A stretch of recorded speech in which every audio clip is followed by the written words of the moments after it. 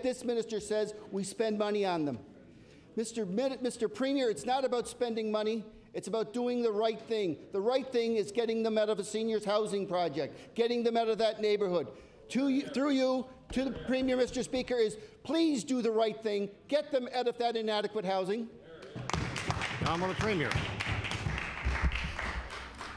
Thank you, Mr. Speaker. And this is a serious subject, and I will make a commitment to the member opposite. I will visit the location myself. Now, member for Cape Breton Centre on your final supplementary. I compliment the Premier on saying that, and I hope when he sees the conditions that those young men live in, that he will respond to it and do what we've been asking them to do. It's only to stay to your own words. When the now Minister of Finance was in Community Services, he himself said it would be for 1 year. So, Mr. Speaker, through you to the Premier again, I would hope when he goes to visit, does that very soon, and does exactly what the former Minister of Community Services said, and put those young men in the adequate housing. There was more of a statement than a question, but the Honourable Premier. Thank you, and I'll take the information under advisement. Thank you. Is that it? The member Cape Breton West. Thank you, Mr. Speaker. Mr. Speaker, my question is for the Minister of Economic Development. Over the last year, the Cape Breton Regional Municipality voted to ship its garbage from Cape Breton to Guysborough County. The cost of that garbage will rise from approximately $80 a tonne to $200 a tonne for its disposal. One of the options for transporting that garbage, Mr. Speaker, is by rail. My question to the Minister, has he or any officials within his department had discussions, or are they having discussions with CBRM officials for the transport of that garbage via rail? The Honourable Minister of Economic Development. Thank you very much, Mr. Speaker. And as all members of the House know, and certainly all Nova Scotians know, the Cape Breton Railway is a critical piece of infrastructure. And earlier this year, in the budget, we announced a commitment of $10 million over 5 years to its upkeep and maintenance. Part of the overall long-term commitment is finding more usage and more numbers of rail cars to be on the line to make it economically viable. And the member raises a good question. Yes, there have been discussions between CBRM, Cape Breton Rail, facilitated with our department on moving that garbage by rail. Those are ongoing. Member for Cape Breton West on your first supplementary. Thank you, Mr. Speaker. One of the concerns I have, and many of the residents that live along the number 4 highway that extends from Sydney River up to St. Peter's in particular, is the issue of safety. Several years ago, a previous government made a policy decision to transport biomedical waste using that particular highway. And on the very first trip, the young man was killed because of the poor road conditions. Now, although considerable improvements have been made to the highway, it's still not such that an extensive amount of transport of garbage would be appropriate. So my question to the Minister, perhaps either the Minister of Economic Development or the Minister of Transportation and Public Works, is, has any type of an impact analysis been done should the CBRM decide to transport its garbage by either the number 4 or the number 5 highways? The Honourable Minister of Economic Development. Mr. Speaker, our discussions are on the economic viability as a transportation source, and on any road or maintenance highway issues, I would refer that to the Minister of Transportation. Transportation Public Works. Yes, Mr. Speaker, our preference would be, of course, for rail, because we'd like to keep as much traffic as we possibly can off for 105 and the 104, which are both very, very busy highways, and they're only limited access in certain areas. Mr. Speaker, the program to upgrade the 105 is underway, but it's going to take a long time, and the program to upgrade the 104 is going to take a long time, but both highways should be upgraded. Member Cape Breton West on your final supplementary. Well, thank you, Mr. Speaker. Again, I go back to the issue of safety and the transport of large amounts of this garbage. Obviously, it would involve a number of provincial departments: Economic Development, Transportation, Public Works, Service Nova Scotia, and Municipal Relations, as well as the Department of Environment and Labour. So my question would be to the Minister for Service Nova Scotia and Municipal Relations: what discussions has his department had with CBRM officials on this policy decision that will see the cost of garbage more than double, given the fact that they're quite concerned about a shortfall in funding from the provincial government? Minister of Service Nova Scotia and Municipal Relations. Mr. Speaker, I'll say to the member opposite that the only discussions that I recall we had at our department were inquiries to our office about the legality of reconsideration notices around the decision-making process. I'm unaware of any inquiries directly from Cape Breton Regional Municipality on this file. The honourable member for Digby Annapolis. Thank you. Thank you, Mr. Speaker. Mr. Speaker, my question is for the Minister of Community Services. Last week, I questioned the Minister of Community Services on the ongoing situation with regard to the merger of Juniper House and CASA. Mr. Speaker, we have two groups who have done what the government requested of them. We have a letter from the Assistant Deputy Minister stating that the merger budget was approved as per the joint document submitted by Juniper House and CASA, including an amount for retroactive wages. My question to the Minister is, why is your department still arguing over $8,600? The honourable Minister of Community Services. Thank you, Mr. Speaker. Mr. Speaker, there were a couple of questions last week, and this one from the official opposition and one from the Liberal Party. Indeed, that member, I think I answered the questions a number of times. The answer remains the same. There was a verbal agreement reached at the table, and we're prepared to honor that verbal agreement. The honourable member for Digby Annapolis on your first supplementary. There's a meeting tonight down there with Juniper House and CASA, and they don't know of this, Mr. Minister. I will table a letter dated September the 12th, which reads, and I quote, "I confirm the department will fund the retroactive wages for the staff of CASA as well as the earlier amounts requested." Now, mid-last week, the Department of Community Service sent another letter stating they never agreed to fund the retroactive wages.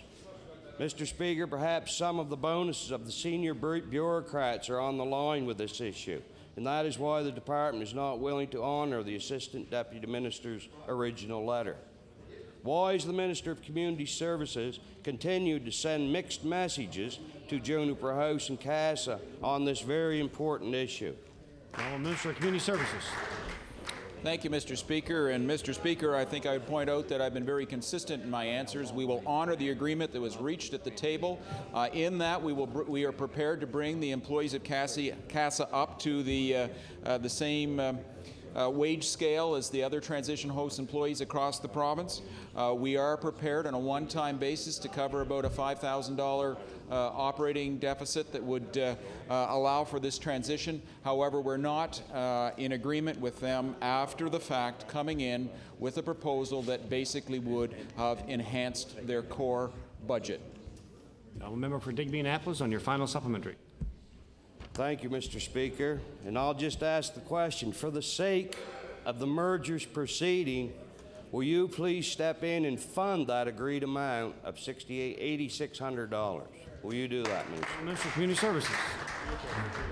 Thank you, Mr. Speaker. The agreed amount was arrived at the negotiating table. If the letter that had gone into the Assistant Deputy Minister was reflective of that agreement, we would not be having these questions today.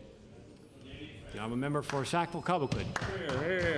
Thank you, Mr. Speaker. My question is for the Minister of Health. Vicki Dixon's stepdaughter, Cassie, has spectrum disorder as a result of acquiring fetal alcohol syndrome, Mr. Speaker. There are treatments that a child occupational therapist could offer Cassie that would help her cope with her condition so that she could do her best in school and in life, Mr. Speaker. The lack of services in Cumberland County means Cassie is being left behind. So I asked the Minister of Health, Why don't children like Cassie have access to occupational therapy in Cumberland County? The Honourable Minister of Health. Thank you very much, Mr. Speaker. And those are services that are identified by the District Health Authority, and they become part of their business planning process, Mr. Speaker. The Honourable Member for Sackville-Cobequid on your first supplementary. It's still the responsibility of the Minister of Health to ensure that the residents of this province have access to the resources and the treatment they need, Mr. Speaker, no matter where they live in the province. Part of Cassie's particular challenge is that some days she is ultra-sensitive to touch. On other days, Cassie has almost no feeling in her body, and this has led to her hurting herself because she doesn't register pain, Mr. Speaker. She started school this fall and should have had therapy prior to entering primary, Mr. Speaker, to help her deal with the class full of children. But she's had to tough it out on her own, Mr. Speaker. I asked the minister, how can Cassie be expected to cope with school if she hasn't been given the tools necessary for her to cope with that, Mr. Speaker? The Honourable Minister of Health. Thank you very much, Mr. Speaker. And the honourable member brings forward a question that is obviously of considerable importance, especially for the young lady. And I can tell the honourable member, Mr. Speaker, that the member for Cumberland North has been working very hard with my department and the District Health Authority to try and bring about a resolution to this challenge. The Honourable Member for Sackville-Cobequid on your final supplementary. Mr. Speaker, Cassie's mother has traveled to Halifax today in hopes to meet with the minister and his staff face-to-face to discuss their problems and their issues they have. My final question to the minister, will he and his staff agree to meet with Vicki Dixon today following question period so that to see what can be done in this circumstances to help Cassie and the problems she endures while entering school for the first year, Mr. Speaker? Good question. Minister of Health. Thank you very much, Mr. Speaker. And obviously, if there's somebody that has traveled from Amherst and would want to meet with members of my staff, we will certainly do what we can to arrange such a meeting. The Honourable Member Cape Breton South. Thank you, Mr. Speaker. Mr. Speaker, my question today is to the Minister of Energy. Mr. Speaker, the Minister has been able to slide through this session with very little mention of the Nova Scotia power rate increase application. Mr. Speaker, we will be interveners at the upcoming hearing, but at the end of the day, government has much more sway than any opposition party in regards to the proposed increases. My question to the Minister, could the Minister enlighten the House and tell all Nova Scotians what exactly he is prepared to do to prevent this rate increase from taking place? The Honourable Minister of Energy. Mr. Speaker, to the honourable member, the government, as has been the case in the practice in the past, plans to be an intervener in the rate hearing as it comes forward. The honourable member for Cape Breton South on your first supplementary. Yes, thank you very much, Mr. Speaker. Mr. Speaker, we all are well aware of the high price of fuel, but we on this side of the House are more concerned with protecting taxpayers than protecting Nova Scotia Power. The reality for many Nova Scotians this winter is that they will be faced with the unpalatable choice between food and warmth, between light and sitting in the dark. The government can come out of the darkness and move forward with a plan, or it can continue the wait-and-see approach. What I'm saying to the Minister, Mr. Speaker, is will he ensure that he will use his office and the office of his government to stop any rate increase application from Nova Scotia Power this fall? The Honourable Minister of Energy. Mr. Speaker, we're putting in place measures to help Nova Scotians adjust to increasing energy prices, period. But also, I can assure the honourable member that this government will ensure that the UARB does its job and does it well, and will be an intervener in that hearing. The honourable member for Cape Breton South on your final supplementary. Well, Mr. Speaker, what I'm asking the government and this minister to do is to be more than an intervener. I'm asking this minister to tell Nova Scotia Power that now is not the time for a rate increase in this province. And the UARB are going to deal with this matter, and it's not without precedent that this government, when it's politically popular, can step in and overturn a decision of the UARB. I'm saying to that minister, and I'm asking that minister, if the UARB decides there's going to be an increase in power rates, will that minister or that premier overturn that decision of the UARB? Such Chester. The Honourable Minister of Energy. Again, Mr. Speaker, we have every confidence the UARB will do its job, and I have every confidence that the Department of Energy of this province will be very effective in our intervening status once again. The Honourable Member for Cape Breton West. Thank you, Mr. Speaker. Mr. Speaker, my question is for the Minister of Fisheries. Mr. Speaker, presently, Hunt Oil of Texas is in the process of doing some seismic testing off the coast of Cape Breton, in particular the Donkin-Port Morion area. And, Mr. Speaker, many fishermen in that area are concerned about the impact of the seismic testing on the fish stocks, in particular the female fish stocks and their ability to regenerate for the upcoming seasons. So my question to the Minister is, what particular action is he and or his department taking to protect the fishermen off the coast of Cape Breton? The Honourable Minister of Agriculture and Fisheries. Thank you very much, Mr. Speaker. I want to thank the member for the question. Quite simply, this is a file that we, of course, are following with great interest, making sure that the thoughts and the feelings and the information is flowing correctly. Of course, the decision is one that is made by the CNSOPB, and I'm very confident by the people that are on that board that they make decisions based on science and the information that is provided to them. The Honourable Member for Cape Breton West on your first supplementary. Thank you, Mr. Speaker, and I thank the Minister for his response. Some fishermen feel that some of the technical information that's been released by officials, in particular, Mr. Speaker, federal officials, federal bureaucrats, is not the complete information that they feel should be put out there so as to do a proper assessment. My question to the Minister: does he or any officials within his department have anyone that's acting as somewhat of a watchdog from a provincial perspective to protect the interest of the Nova Scotia fishing industry, extending anywhere from Donkin to Gabrus Bay? The Honourable Minister of Agriculture and Fisheries. Thank you very much, Mr. Speaker. And as the member opposite knows that we do have a very good department, very good staff there that have been following this issue very closely. Of course, our fisheries representatives are on the ground on a daily basis talking to fishermen, making sure that their needs are kept. But I know that the answer to this question also sits in with the CNSOPB, with the Department of Energy and the officials that are held over there. And I'm sure that every effort is being taken to protect the fishery here in Nova Scotia. Member Cape Breton West on your final supplementary. Yes, thank you, Mr. Speaker. I suppose my second supplementary will be to the Minister of Energy. Mr. Speaker, obviously, according to the latest report that's put out by, it's entitled Atlantic Report, indicates that over the next 5 years, close to $2 billion of offshore exploration in Nova Scotia. And I would suspect some of that will be off the coast of Donkin and Port Morion. So my question to the Minister: how does that mesh with the concerns of the fishermen that I've raised with the Minister of Fisheries? And I will certainly leave it at that. The Honourable Minister of Energy. Thank you, Mr. Speaker. And in response to the honourable member's question, a couple of things is that this particular license and application with regards to seismic has been in the works since 1998. There has been extensive community consultation, scientific consultation. There have been studies in place. There have been strict criteria that there be no activity or seismic within 10 kilometers of shore.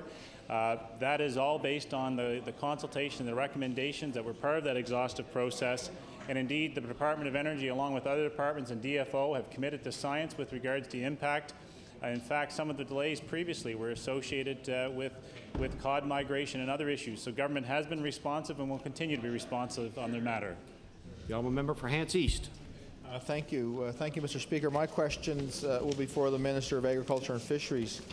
Mr. Speaker, Nova Scotia pork producers held an information session last week where they outlined their plan to make the pork industry sustainable. The minister left saying that he would take it to Cabinet for consideration. Mr. Speaker, it was rumored in that room last week that there are some producers who may only have a couple of weeks to hold on, and before they'll have gone so far that they can't save their farms. So time certainly is of the essence. So I want to I want to ask the minister, 1 week has already gone by for some of those producers, and if it is true that 2 weeks is too many, then I want to ask the minister if he's any closer to making a decision on the requests that he's received from Pork Nova Scotia. I'm Minister of Agriculture and Fisheries. Thank you very much, Mr. Speaker, and very happy that the member opposite does bring this issue up. Of course, we've had the document, the long-term strategy, the go forward from Pork Nova Scotia for just over a month. We now have the presentation all prepared, ready to go to cabinet, and I'm looking forward to bringing news of that cabinet submission and of the go forward plan in the very near future. Order, please. There's quite a bit of noise in the chamber. I ask the members to take their conversations outside, please. The honourable member for Hants East on your first supplementary. Thank you, Mr. Speaker. I thank the minister for his response. Mr. Speaker, pork producers are not blaming this government for their hardship. They're looking for a way to actually work with government, processors, and I'll add that they should be looking for help from retailers as well to make their industry stronger. As the minister knows, the price of pork is set on the commodities market, and this puts our hog farmers at a disadvantage. Our feed costs have been much greater here than they are in the West since rail subsidies have been done away with by the federal Liberal government. So my question, Mr. Speaker, for the minister is, what is he conveying to his federal counterparts in Ottawa regarding the need for leveling the playing field? The honourable Minister of Agriculture and Fisheries. Thank you very much, Mr. Speaker, and I can indicate to the member opposite that soon after the meeting with pork producers last week, that we were able to get a letter out to the federal minister of agriculture. Looking forward to meeting with the federal member in the very near future. I'm looking at a visit to Ottawa on fisheries items, so I'm going to try to use my time effectively and have a good meeting with the Department of Agriculture as well. At this point, I do not have an indication of how they would participate, but I do know that this one does need their partnership as well on the future, not necessarily on this immediate problem that we've got right now, but I think for the future viability of the pork industry that we are going to need their participation. Thank you. Now, member Hants East on your final supplementary. Thank you, Mr. Speaker. Mr. Speaker, pork producers need the government's help, and I would add they need the support of all members of this House. In a letter from Pork Nova Scotia, which I'll table, they outlined 4 points. Order, please. The member Hants East. Thank you again, Mr. Speaker. In a letter from Pork Nova Scotia, which I'll table here today, they outlined 4 points that would help their industry. So will the minister commit to bring forward a plan in response to their needs to his cabinet tomorrow, because tomorrow is the day the cabinet meets, and I think they would really appreciate a positive response tomorrow afternoon. Honourable Minister of Agriculture and Fisheries. Thank you very much, Mr. Speaker. And I got to say that the industry has been very diligent in the information that it does provide to us. Of course, they are trying to make as much information available to us to make sure that the decision that we're going to make is the correct one. Of course, there's a full vision that goes with this one, Mr. Speaker, one that is going to be taking this industry into the future. Things that get them further up into the market chain, make them work closer with producers, processors, and those types of strategies. Also, one with a ledger program that we're looking forward to funding into the future as well. So these are all good news things, all things that will make this industry stronger to maintain the 1,500 jobs that are available there, as well as the $30 million of farm gate value. Thank you. The honourable member for Victoria the Lakes. Thank you, Mr. Speaker. Mr. Speaker, my question is for the Minister responsible for health promotion. The Monroe Craft Guild in my area cannot use the schools in our area because they can't afford the insurance, Mr. Speaker. They provide instruction to the students and others, and they are vital to the cultural fabric of our community. The Minister announced a new policy on major events, but there's nothing for small community groups. So my question to the Minister is, could the Minister indicate what plans are in place to help out groups like the Monroe Crafters Guild pay for insurance for their events? The honourable Minister responsible for health promotion. Thank you very much, Mr. Speaker, and I refer that to the Minister responsible for insurance. The honourable Deputy Premier.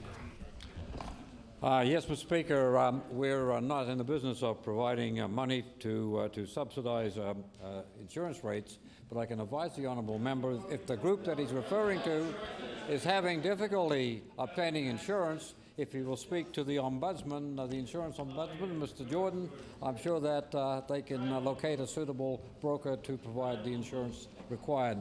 Honourable member for Victoria Lakes on your first supplementary. Same answer as before. No compassion for the small groups, Mr. Speaker. Mr. Speaker, these groups are asking for a venue where they can engage in their activities, like they waited 25 years to have the gymnasium at the school in Bulledry, and now they can't use it. Schools and other venues are being closed to these groups because of insurance. Mr. Speaker, we have the choir group who cannot put on a concert. We have the elderly ladies there in the Bulledry area, the weavers and spinners. They can't put on a fair. We have all the individuals who are, I address it to the Honourable Minister of Health Promotion simply because he's promoting a healthy living and active life, and the facilities that they use this in, they are not available for these groups. So my question to the Minister, could the Minister tell this House when groups like the Monroe Crafters Guild and the choirs can expect that they will have a place that they can pursue their activities? Order, please. Order, please. Way too much noise in the chamber. It's very, very difficult to hear. Was that for the Minister of Health Promotion? Yes. The Honourable Minister of Health Promotion. Thank you. Thank you very much, Mr. Speaker, and I believe my colleague has responded to the member. Mr. Speaker, indeed, these groups are very important to our local communities, and there's a variety of programs that we have through various departments, including health promotion, including that of the Department of Tourism, Culture and Heritage. But if it is an insurance issue and they have a problem with it, Mr. Speaker, would certainly refer them to the Ombudsman for Insurance, Mr. Speaker, to deal with their particular issue. Order, please. The Honourable Member for Victoria Lakes on your final supplementary. Mr. Speaker, I will table a letter that March 7, 2005, that I sent to the Honourable Rodney MacDonald, Minister of Health Promotion, and it's not answered as of yet. And I will also table a copy of the Monroe Crafters Guild advertisement for their new location because they can't have their fair in this gymnasium. The reason I directed my question to the Honourable Minister of Health Promotion is because he seems to have lots of funds for health promotion, but yet at the same time, it's these venues that are not available anymore. And Mr. Speaker, I did speak to the Insurance Bureau of Nova Scotia at their conference, and they were only too willing to draft up a policy, a blanket policy for all of Nova Scotia at a very reasonable rate.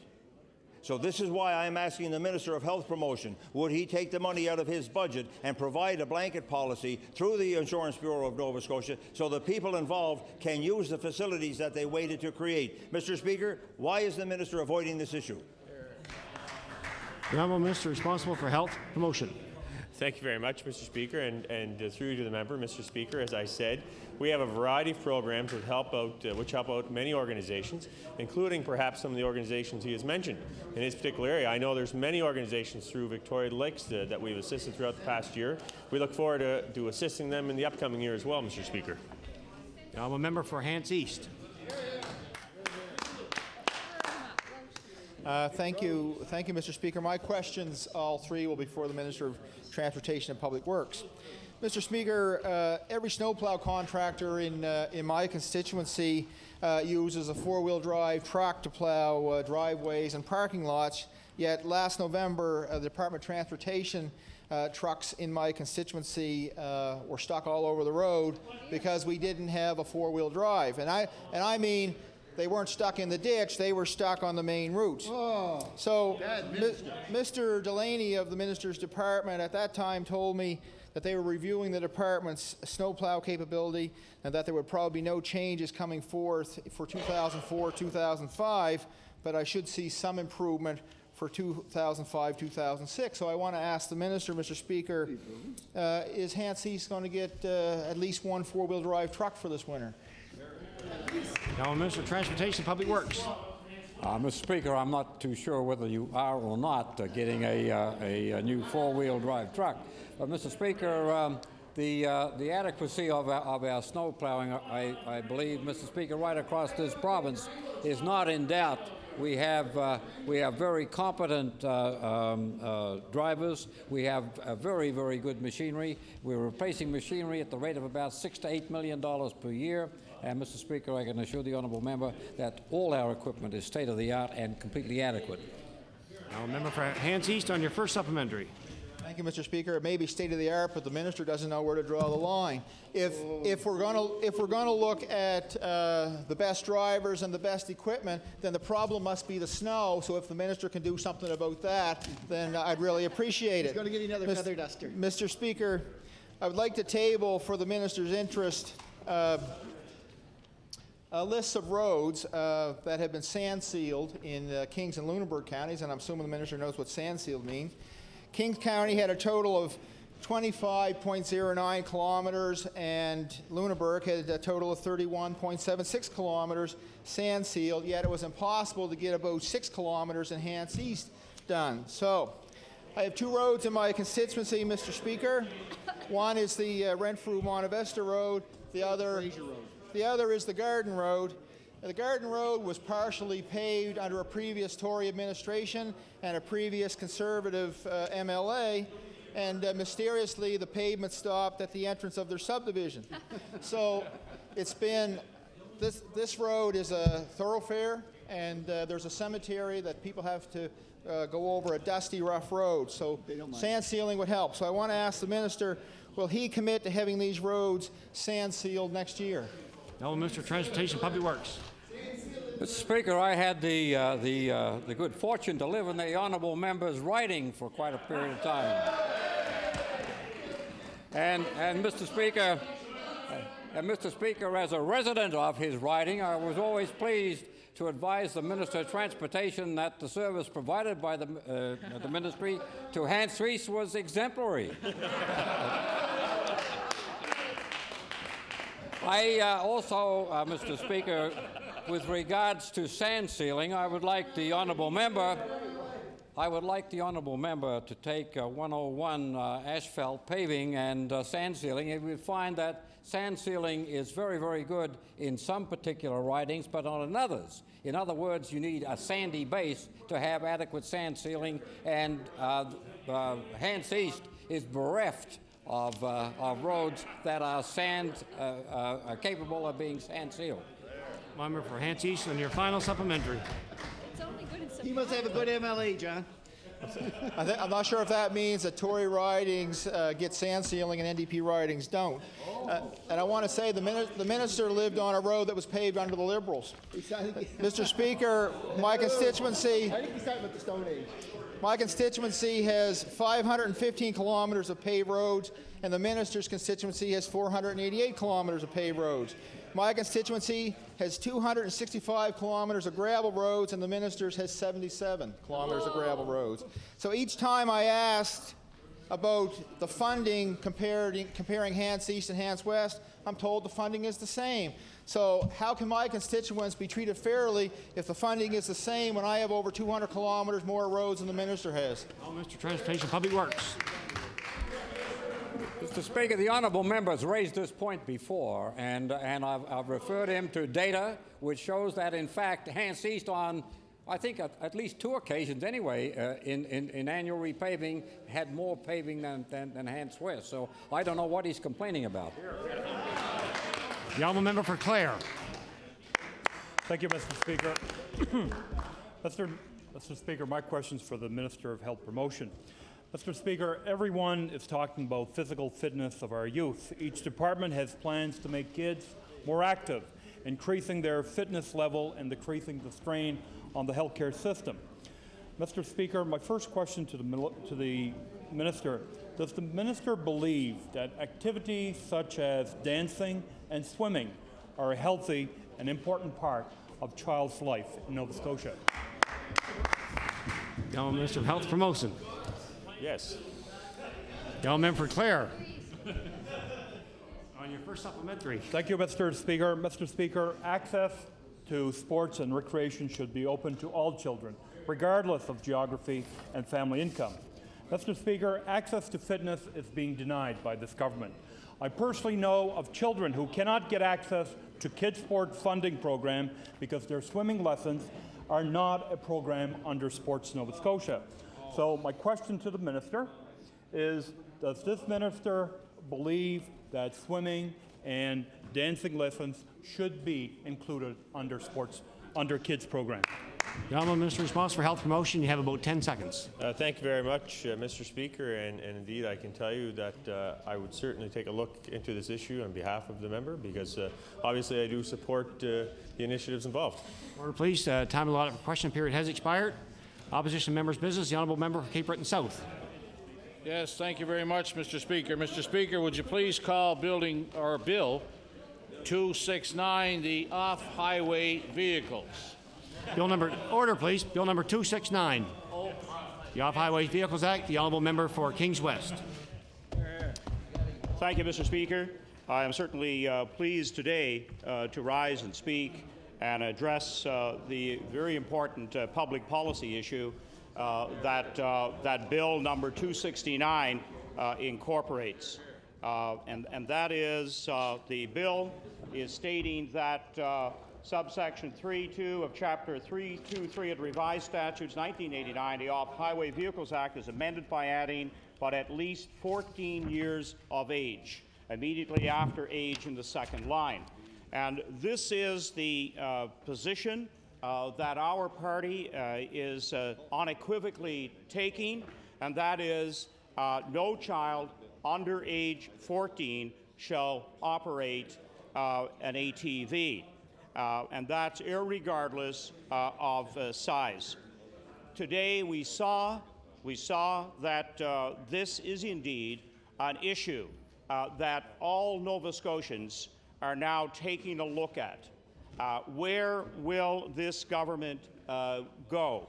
And I am certainly pleased that our bill has indeed forced the hand of government to act in this area. And it is now a hope that law amendments will in fact toughen up the legislation that was brought forth yesterday. The Canadian medical research indicates that children, in fact, under 16 do not have the judgment, the maturity, or the physical strength to operate these machines. And this is why we are moving to 14 years of age and having no children below that operate these machines. Once again, really the sum and substance for this bill came out of the all-important Off-Highway Vehicle Task Force. The voluntary planning did a very exhaustive piece of research to give government the guidance that they should take forward and put into legislation. The age of drivers section in their report states driver's licenses endorsed for off-highway vehicle use should be used to impose age restrictions on participants in this activity. While fully licensed drivers should be 16 years of age and older, those aged 14 and 15 should have the opportunity to drive under strict conditions, and under 14 would not be permitted under the guidelines that the voluntary task force brought forth. And again, they're using medical and safety organizations. We know that there were 3 or 4, like Child Safety Link, the Canadian Pediatric Society, obviously Doctors Nova Scotia, the IWK medical staff. All of these had their voice presented to the voluntary task force. And they said medical and safety organizations, enforcement agencies, an impressive number of individual responses supported our position that the cognitive and physical capabilities of children are simply not sufficiently developed for them to consistently use these machines safely, competently, and responsibly. And so that's the kind of information that we used to become the basis of the bill that we introduced on Tuesday of this week. It is one that we had hoped would come forward in a standalone manner. Now we know that we have to use the process of the House through law amendments to get this position incorporated into legislation that is before the House and probably will move forward. I would also like to draw attention to, of course, what Newfoundland has done in terms of legislation.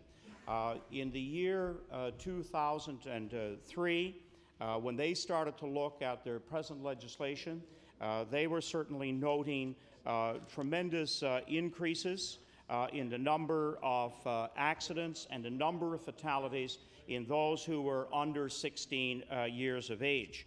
And so Newfoundland moved fairly quickly. They did the consultation, and without question, they found that 87% of Newfoundlanders supported much more stringent regulations that indeed would guide government with the legislation they brought forward.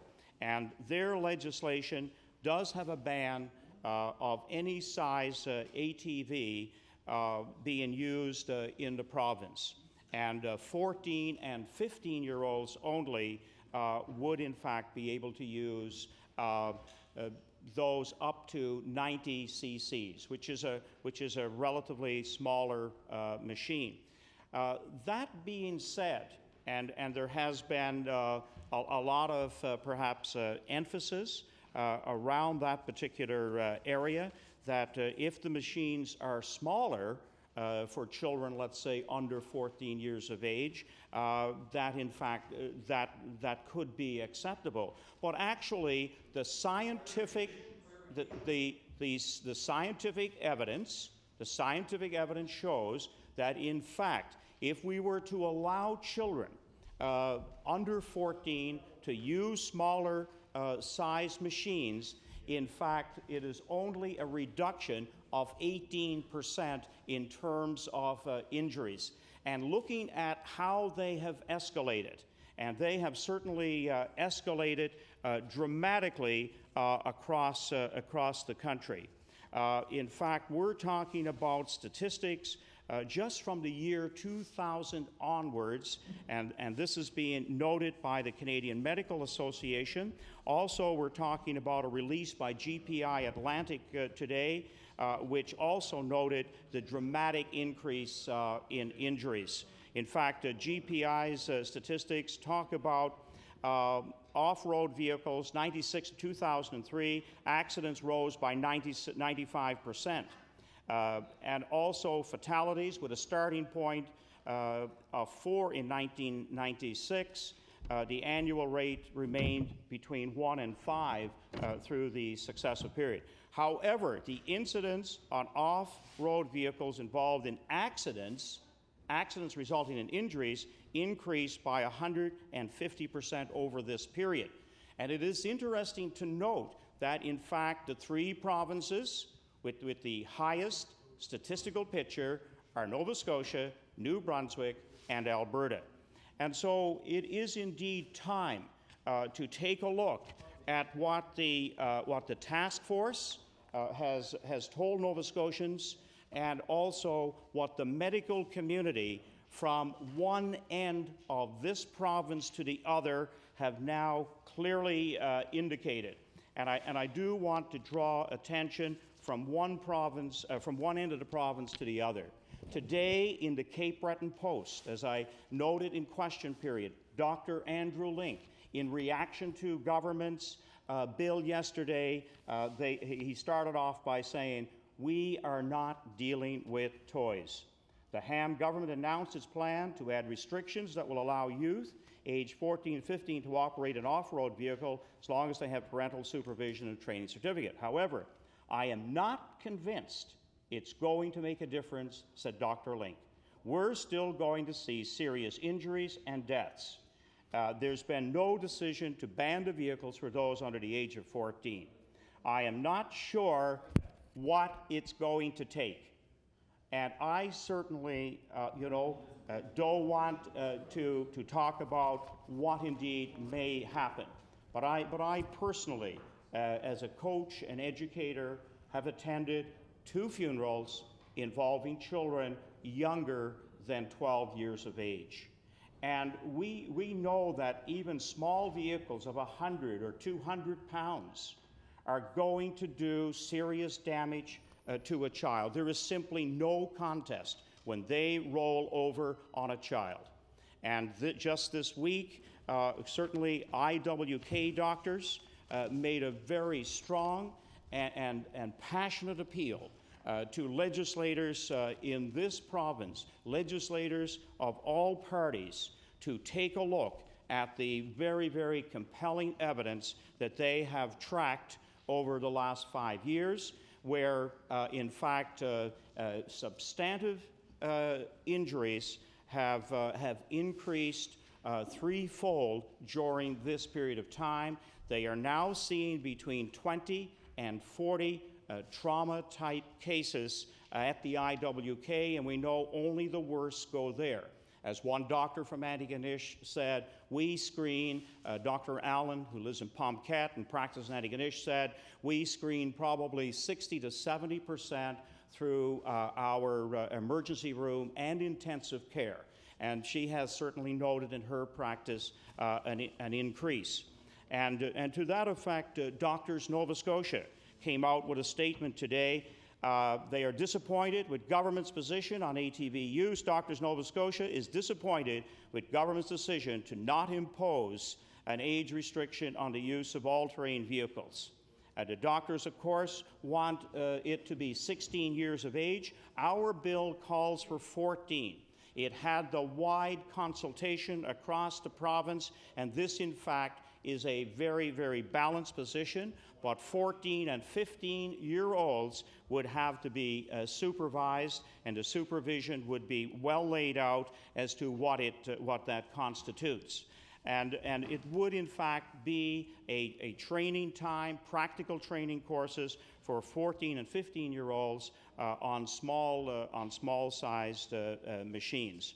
So I think also we had, and I want to enter these into House. We also had, of course, from the Yarmouth medical staff that they as well categorically said that they want to see the age at 16 years of age, and they made that well known last week. And they said, contrary to comments attributed to Natural Resources Minister Hurlbert in the October 27 issue of the Daily News, Yarmouth Regional Hospital doctors are not in favor of his department's legislation regarding all-terrain vehicles. As president of the Yarmouth Regional Hospital medical staff, we do not consider ATVs a safe or healthy recreational choice for children, and again, they talk at 16. Our experiences with ATV accidents in our emergency room causes us to fear accidents such as has occurred yesterday, and of course he was referring to the very tragic event that took place in our province.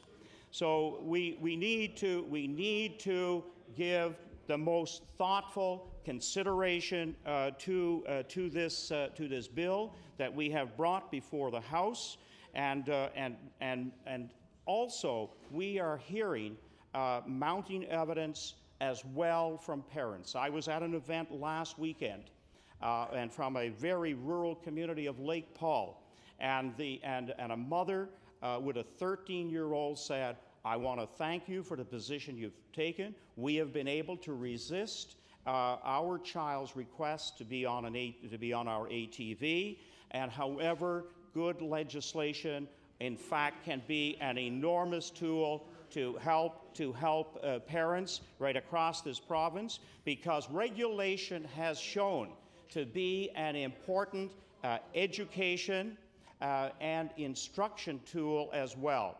It establishes a high standard.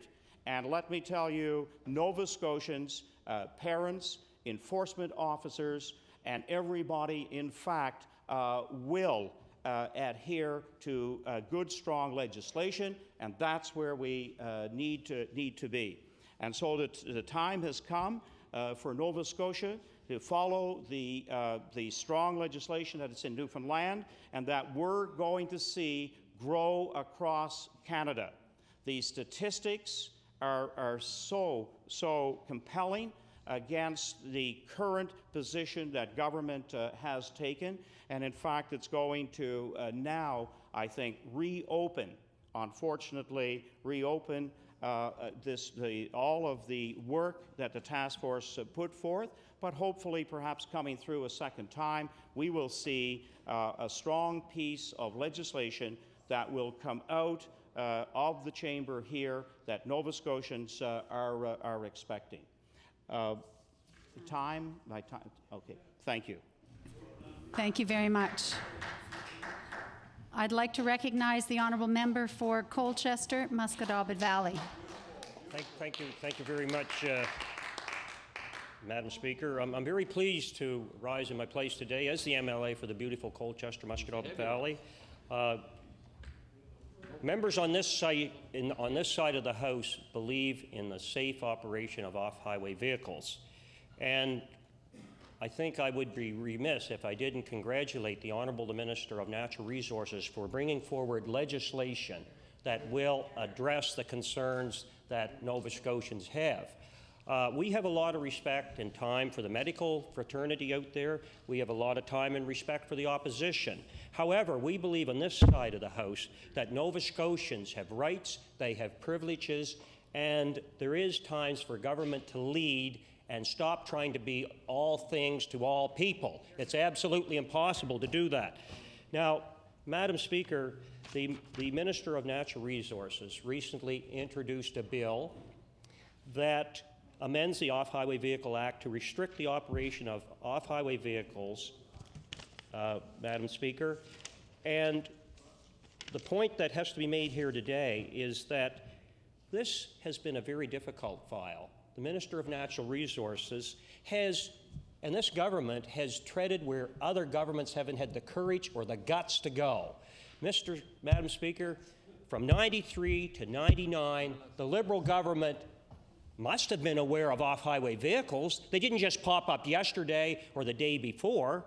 So this government has brought forward Bill 275.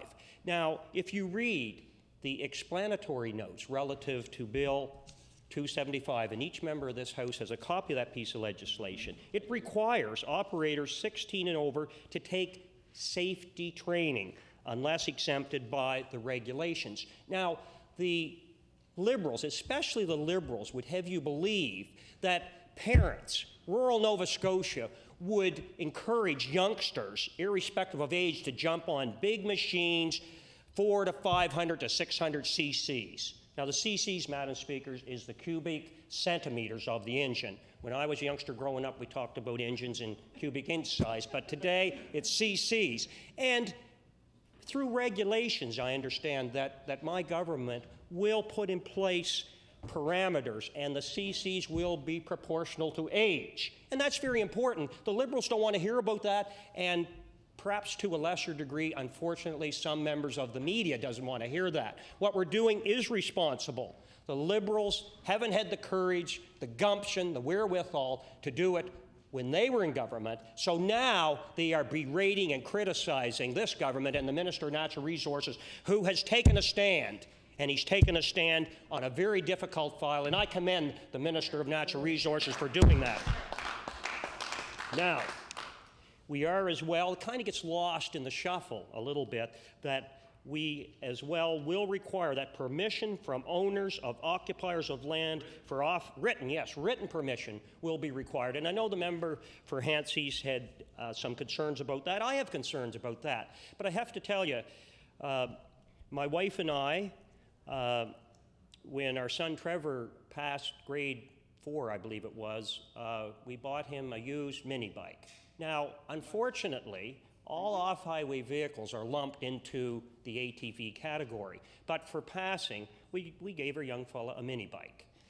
And he became so acquainted and comfortable and confident on that machine that it was somewhat similar to me sitting down and having a game of checkers with my father, Madam Speaker. He was very comfortable and confident riding the mini bike, and then I think it was grade 7 when he passed, he maybe got a Kawasaki 80. And once again, we felt those machines weren't overpowered for the youngster, and I believe today that parents and guardians have to have that same ability, Rural Nova Scotia is under siege. Farmers are feeling overwhelmed. Forest workers are feeling overwhelmed.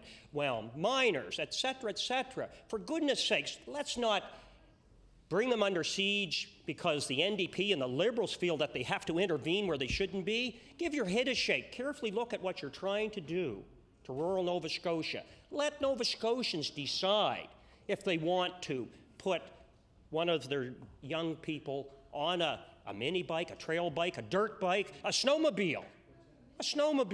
What you're trying to do is take away a right, a privilege, a tradition that was enjoyed for years. We have brought in training requirements. There has to be accreditation.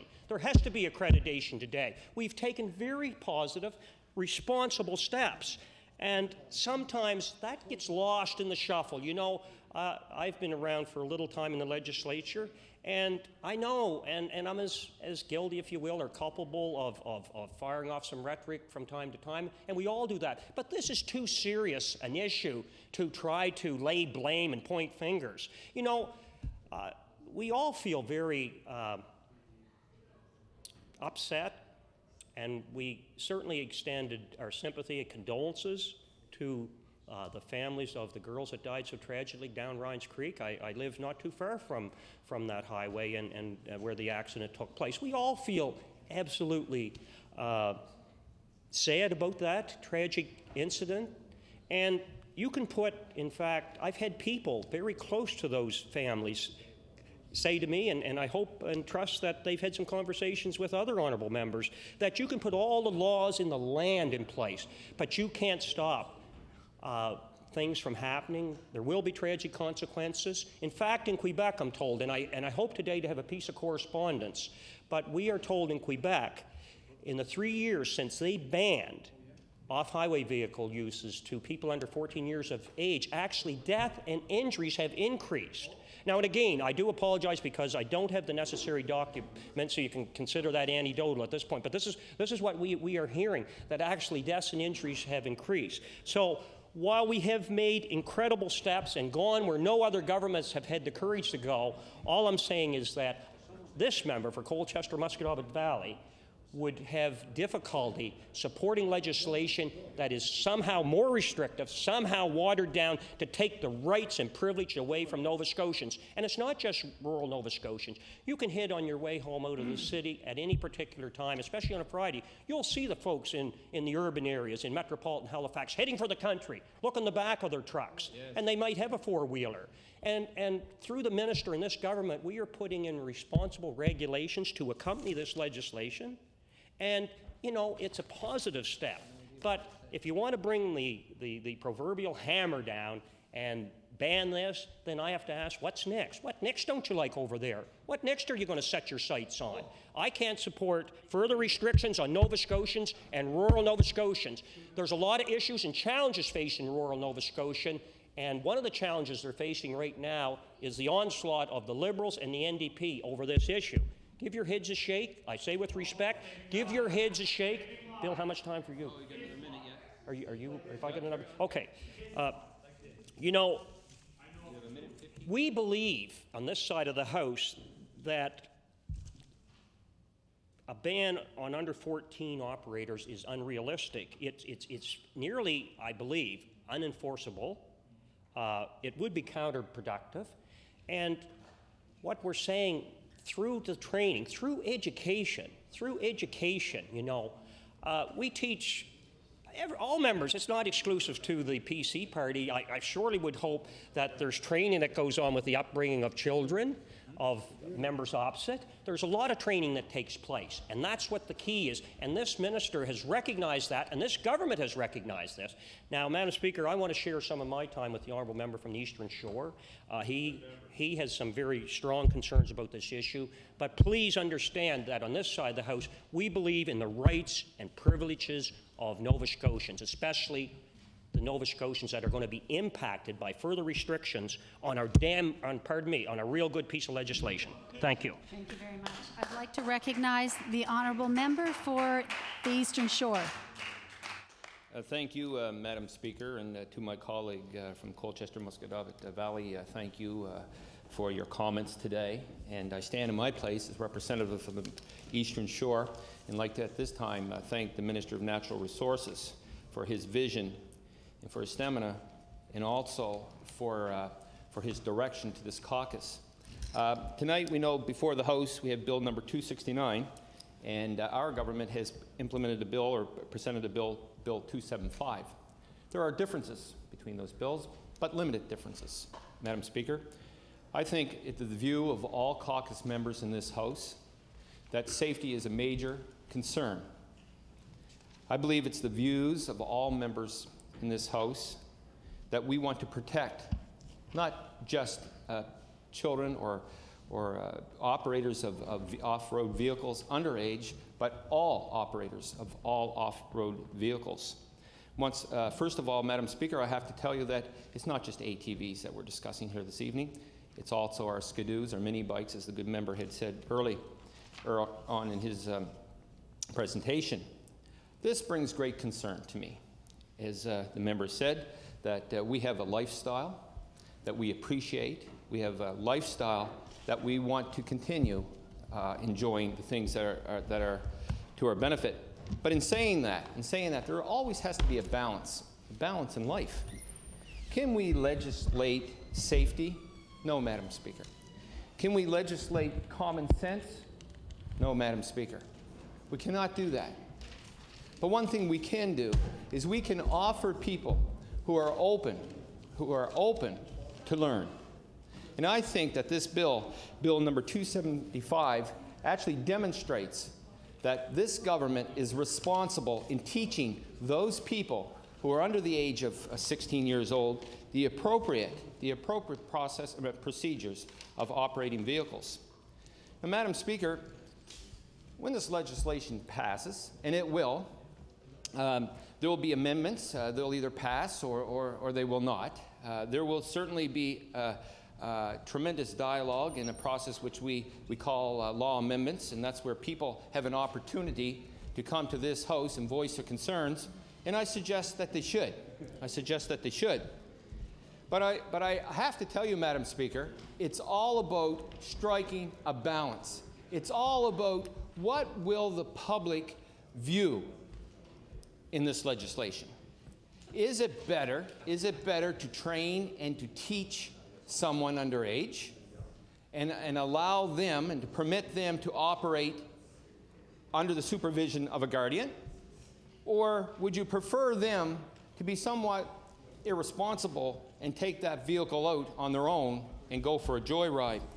And it's very clear in Bill number 275 that if a person is under the direct supervision of that person or parent or guardian, and within the sight of that parent or guardian, they will be allowed to operate their off-road vehicle. That means that if a young person, and I think this is about 14 and under, if that young person is under the supervision of his or her guardian and has been schooled, and when we talk about supervision, we talk about in sight of. So that basically means that the guardian or mom and dad are actually out on the back porch or in the back field and watching the individual operate that vehicle. These are the things that we must understand about this. I want to create a balance.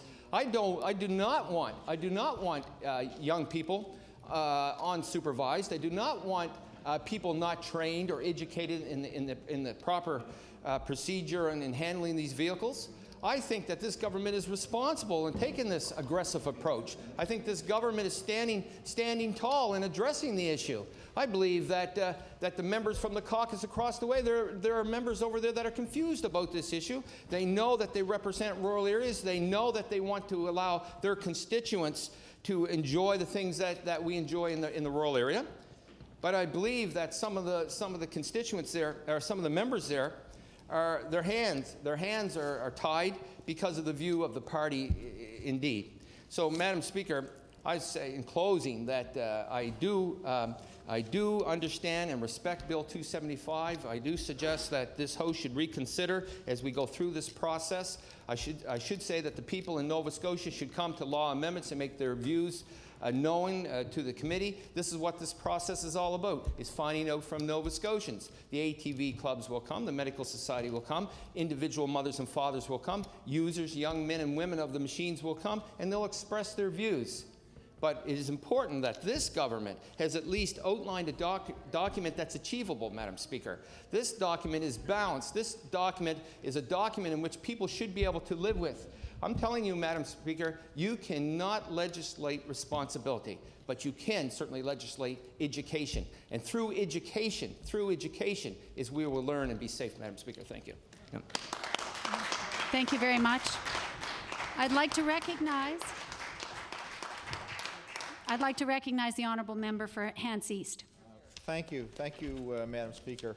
I want to say that I thought when I woke up this morning it was in the 21st century, and the member for the beautiful Colchester Musquodoboit Valley really makes me think that the thinking in this House hasn't really progressed very much, and I'll address some of his concerns.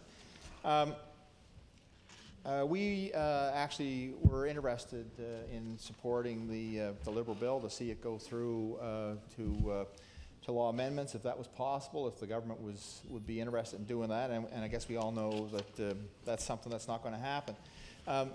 What I want to indicate to the member who spoke on this, the member for Kings West, the Liberal bill doesn't actually restrict people under 14.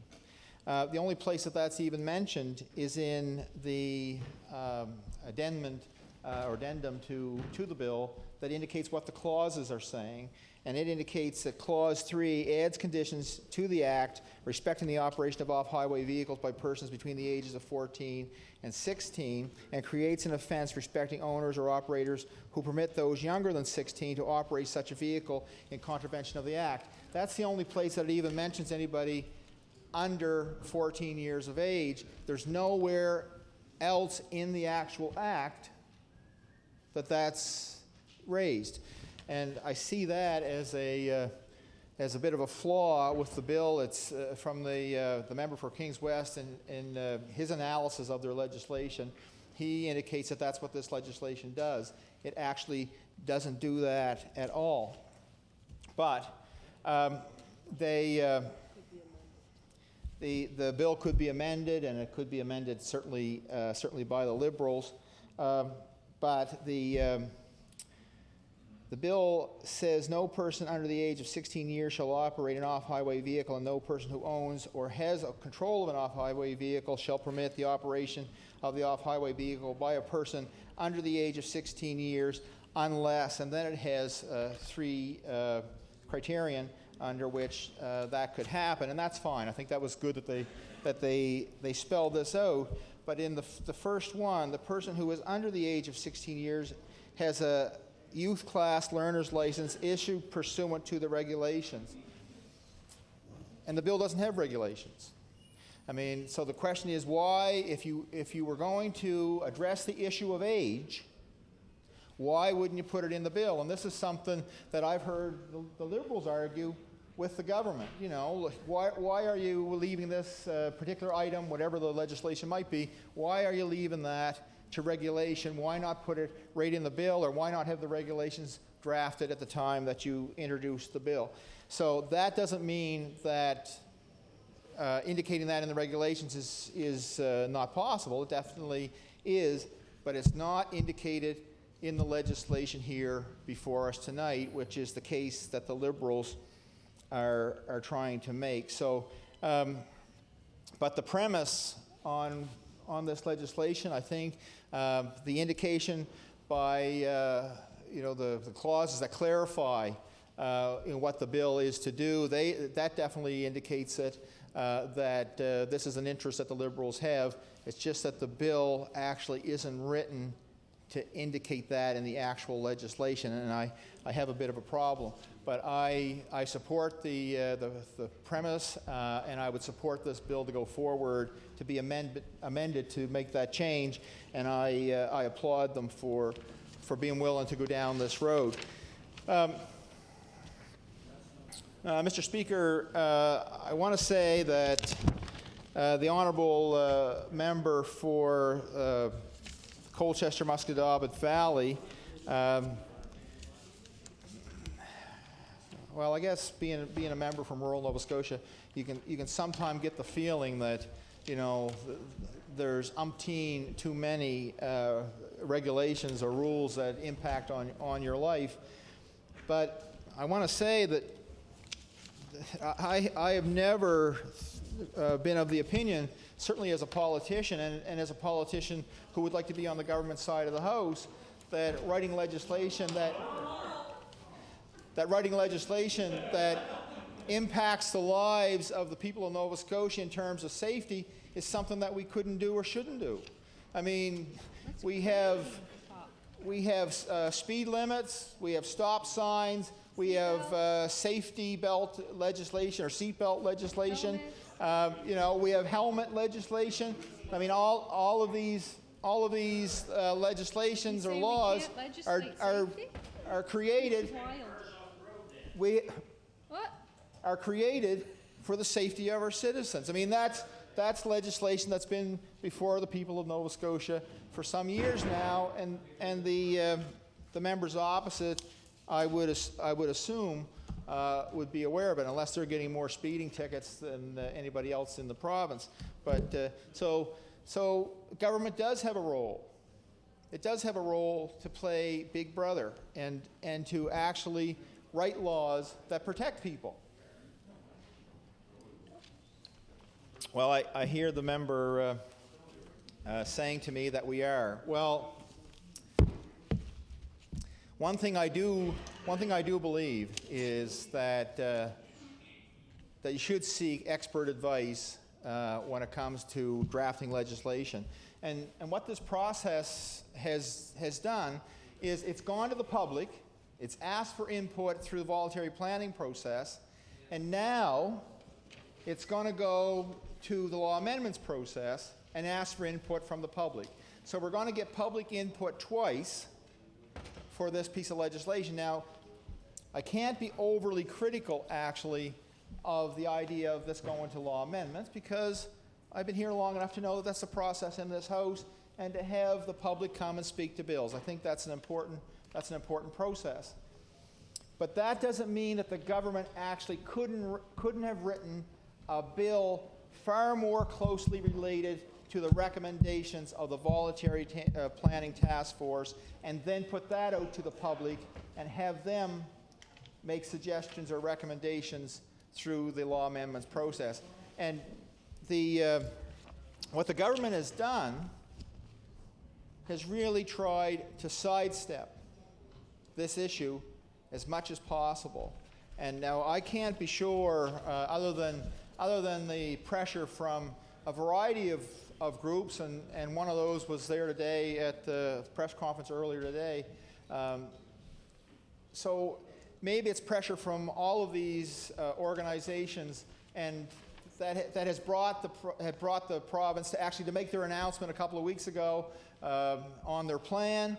Well, we know where that went. Like that, you know, that went over like a lead balloon. So the reaction by the province to the voluntary planning task force is one that anybody who's been watching this process was expecting more and didn't get it. And I think the government has been feeling the heat. They felt the heat when that interim report came out and the title was out of control. They, right off the bat, members on the government side, no, it's not. It's not out of control. Well, here were people who volunteered their time to listen to what the public had to say, and that's what the public was saying. So right off the bat, the government side started to distance itself from its own voluntary planning task force.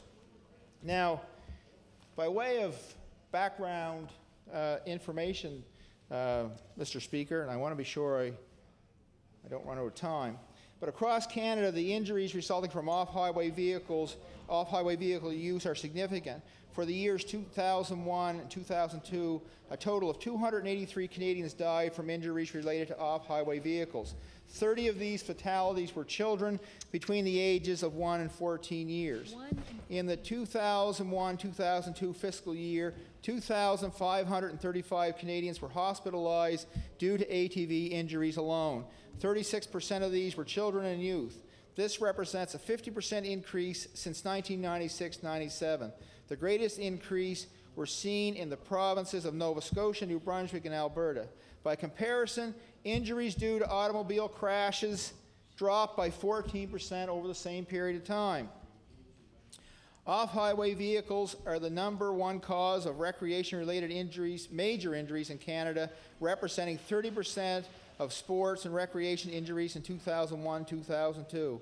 By comparison, cycling, which is done by a far greater number of people, resulted in only 19% of such injuries.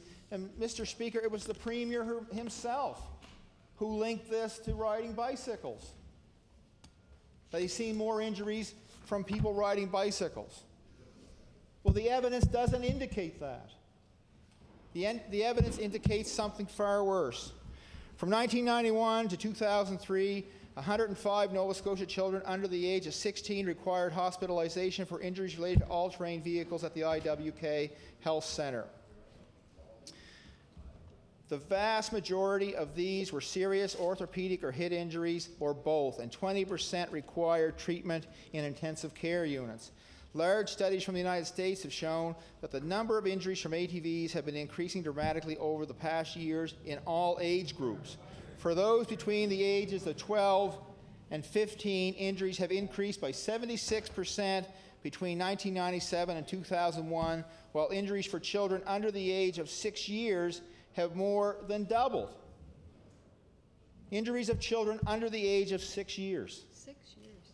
Over the past 5 years, the average number of children admitted per year to the IWK for ATV injuries has also increased, almost tripling compared to the previous years. In the summer of 2003, just before the task force was struck, 1/4 of the trauma patients admitted to the IWK intensive care unit were injured from all-terrain vehicles, which were similar to the number injured in automobile crashes.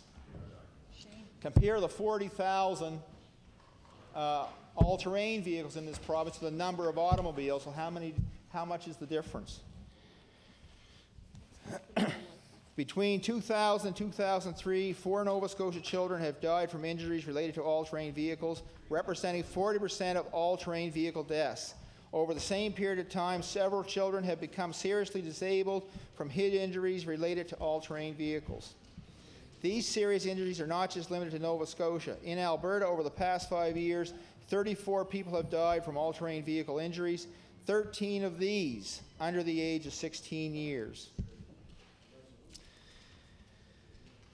The argument that more children are injured riding bicycles or playing baseball, while this is true, it is only part of the story. Many more children ride bikes and play baseball than operate ATVs, and more notably, the majority of these injuries are minor, do not require hospitalization, and do not result in death. Both the rate of injuries and the degree of seriousness of injuries is much higher in ATV use. Several studies have shown that ATV injuries are far more severe than other recreation-related injuries, such as cycling. For example, they are 12 times more likely to result in hospital admission and 6 times more likely to result in death than bicycle injuries. Oh, I only have a couple of minutes. Mr. Speaker, the member for Colchester-Musquodoboit Valley would point his finger at the members of the opposition, and I don't know whether he thinks that we're fear-mongering or what it is that his contention is, that we're attacking rural Nova Scotia. Mr. Speaker, there has been no administration who has attacked rural Nova Scotia than the Tory government has since 1999. They've done it in agriculture. They've done it everywhere. They've done it everywhere they could. They've done it to seniors. You know, Mr. Speaker. So they've done it to rural gas station owners. No help coming for them, Mr. Speaker. What I want the members to know is that it's up to us to do the right thing. Some people are not responsible. That's why you have laws. A locked door only keeps out an honest man. So you have to write laws to protect people, and that's our job. So I think that it's time to step up to the plate to ensure that the laws you write actually protect people in this province. And one of the major investments we have, Mr. Speaker, is our children. So if anybody can stand by and think that the laws that the members opposite, the Tory government, are going to really protect children, they're delusional. And I think they have a responsibility to see that we may not be able, even with the best of laws, may not be able to save everybody, but certainly we've taken the best we can do to ensure that fewer and fewer will be injured or killed. Thank you, Mr. Speaker. Thank you, member. I now recognize the member from Preston. Thank you, Mr. Speaker. This is a very, very emotional topic for a lot of people. I know when I was regional councillor with HRM, it was a problem in my riding, and I can remember one afternoon a gentleman called me in horror. He said, look, I was just driving up one of the roads in my area.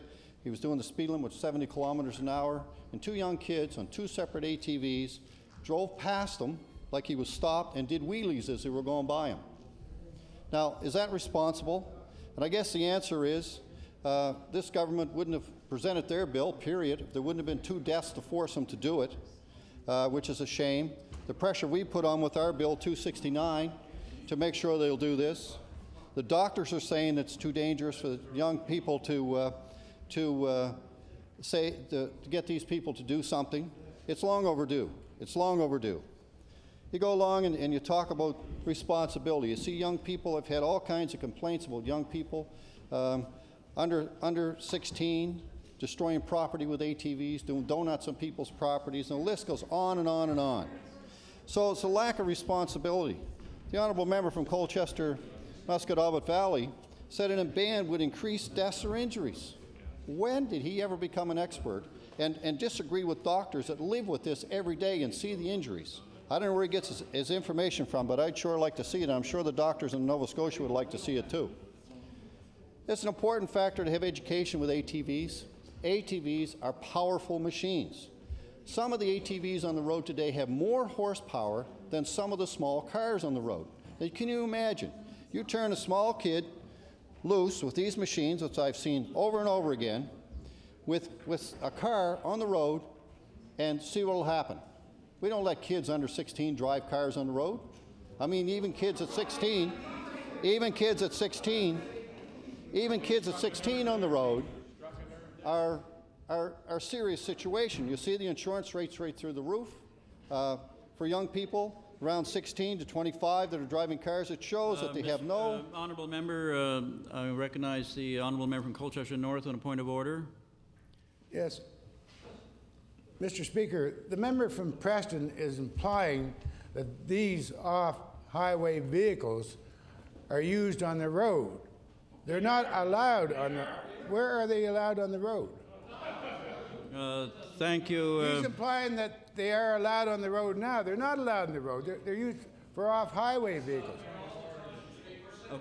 Okay, thank you, honourable member. That's not a point of order. I'll recognize the member from Preston again. Well, I'm really pleased that that member rose on that supposed point of order. Well, I can tell you, in my area, the young kids are driving the ATVs on the road, and there's no law in place to prevent them. The RCMP, I can tell you for a fact, the RCMP will pick these vehicles up.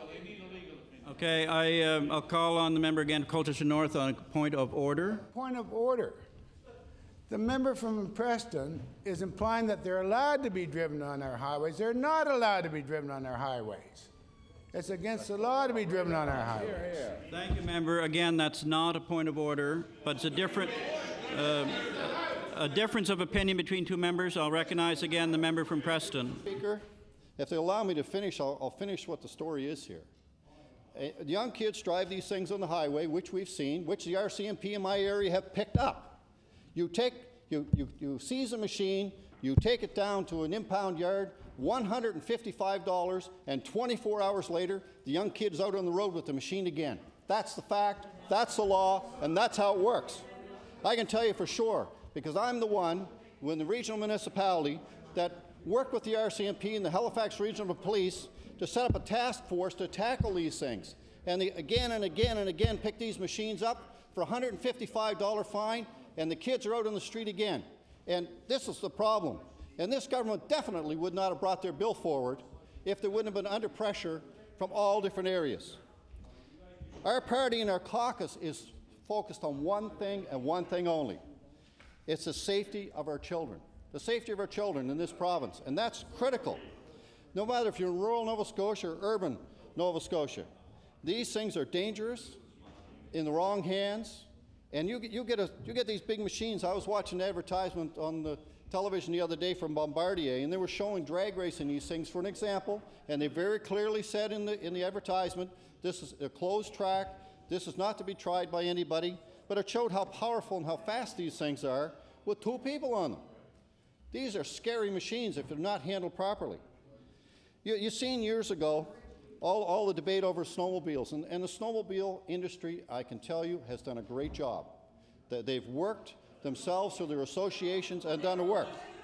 However, the ATV industry sure didn't do that because they can ride them longer time of the year, and when the kid comes home from school, he hops on this machine and takes off. And I can tell you, this happens in my area, and it's a major, major, major problem.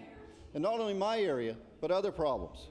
Can you imagine, you know, the honourable member from Colchester, Musquodoboit Valley said, you know, his son has got a little motorbike. That's great. Only thing I can ask that member is, how would he feel if his son killed himself on that machine? Ask him.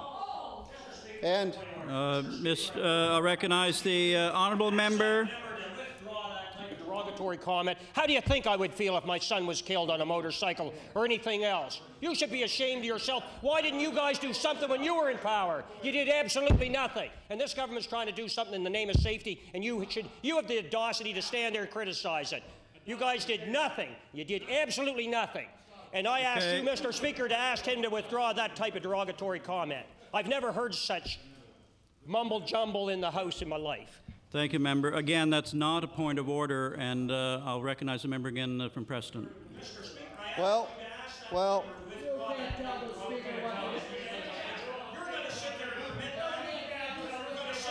It's not a point of order, and you raised a point of order. It's not a point of order. I'll recognize the member from Preston. Thank you, Mr. Speaker. And the honourable member raised a good question, you know, why didn't we do something in the past? Well, in the past, this wasn't such a big problem. But for 6 years, those guys did nothing, absolutely nothing. They sat on their thumbs, and they wouldn't be doing anything today with the bill they introduced if it wouldn't have been some difficulties in the community, very, very unfortunate difficulties that happened. You can lobby me all you want, you can complain all you want, but the facts are, if there would have been those 2 very unfortunate deaths in this community, it's very unlikely this other bill would have come forward. And that's an awful thing to have to say in this House, but it's the truth. And with that, Mr. Speaker, I'd like to move second reading of Bill number 269. The motion is for... I'm sorry. I recognize the member from Yarmouth, the Minister of Natural Resources. Thank you, Mr. Speaker. I'm glad to join in on the debate on Bill 269. I heard numerous comments here. I heard a comment from the member from Hants. We're legislators, and we're here to do the right thing for Nova Scotians. Mr. Speaker, that's why I tabled a bill, Bill 275, to do the right things for Nova Scotians. Mr. Speaker, parents have rights too. They have rights to make their decisions, what's right for their children and their own properties, Mr. Speaker. Mr. Speaker, farmers have rights. They have rights to manage their own property, and that's why we included in our bill, Bill 275, to have written permission. Mr. Speaker, we have listened to the task force. We have implemented 37 of the 39 recommendations, Mr. Speaker. We have increased the age limit to 16. Mr. Speaker, we have brought in legislation for 14 and 15-year-old children to be 100% supervised, to have the proper training, and to have the proper gear. And Mr. Speaker, the only addition that this government put on, they had the foresight to see that people have the rights on their own property to raise their children the way they see fit in a proper and a decent manner, Mr. Speaker. And Mr. Speaker, I take offense. I raised 3 sons, and all my 3 sons have operated off-highway vehicles, farm tractors, and heavy equipment, Mr. Speaker, but they did it in a safe and proper manner, Mr. Speaker. And I wouldn't want anybody to take that right from me as a parent, the same as I do not want to take that from any parent. But, Mr. Speaker, we have to do the right thing and protect all Nova Scotians, Mr. Speaker. Is my time up? You have 10 seconds. 10 seconds? Well, Mr. Speaker, and we talk about the bill. Well, under the bill 275, Mr. Speaker, we will take the time and put the regulations that's a proper regulations for all Nova Scotians. The time has expired. The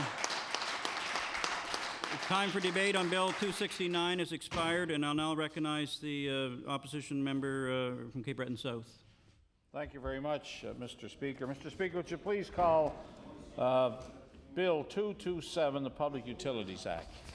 Bill 227, the Public Utilities Act. And I'll recognize the member from Cape Breton South. Thank you very much, Mr. Speaker. Mr. Speaker, the Liberal caucus welcomes this opportunity to raise the concerns about the unjust rate increase application by Nova Scotia Power.